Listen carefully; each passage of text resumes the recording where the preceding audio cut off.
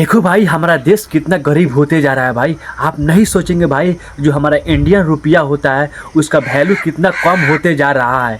जो आप सभी ने अफ़गानिस्तान देश का नाम सुना होगा भाई। जो अफ़गानिस्तान उतना छोटा है, लेकिन भाई छोटा होते हुए भी भारत का जो रुपया होता है उसको पीछा कर दिया, उसको नीचे कर दिया भाई।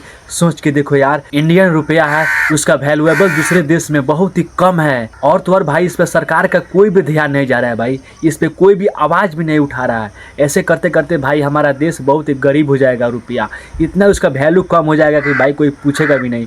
सब दूसरे देश में जाकर कमाएंगे, वहाँ से अपना काम चलाएंगे। लेकिन जो हमारा भारतीय जो इंडियन रुपया होता है, इस पर सरकार का ध्यान नहीं जा रहा है। ऐसा होता रहा तो बहुत आगे चलकर दिक्कत हो जाएगा भाई। अफ़गानिस्तान सोचो, अफ़गानिस्तान का जो मुद्रा होता है वो हमारा भारतीय इंडियन पैसा से उसका वैल्यू ज़्यादा है, उसका रेट ज़्यादा है। और हमारा जो इंडियन रुपया होता है 100 पैसा में 1 रुपया होता है, और अफ़गानिस्तान में 1.4 या 5 होगा, तब जाकर हमारे इंडियन रुपया का बराबर होगा। सोच के देखो भाई कि हमारा इंडियन पैसा यार अफ़गानिस्तान जैसे देश से भाई रेट में कम है, इसका वैल्यू कम है। अमेरिका को हटाओ, चाइना का छोड़ो, कितने बड़े बड़े विकसित देश को हटाओ भाई, वे तो बहुत बड़े लेवल पर हैं, बहुत ज़्यादा उसका डॉलर ज़्यादा है अमेरिका का भारतीय रुपया से भाई। लेकिन अफ़गानिस्तान जैसा देश भाई भारत के पैसा को भाई पीछे कर दिया यार, उसका वैल्यू कम कर दिया इंडियन रुपया का भाई। सोचो भाई देश का क्या हाल होते जा रहा है। सरकार मुद्रा पर, पैसा पर बड़ी बड़ी बात करती है,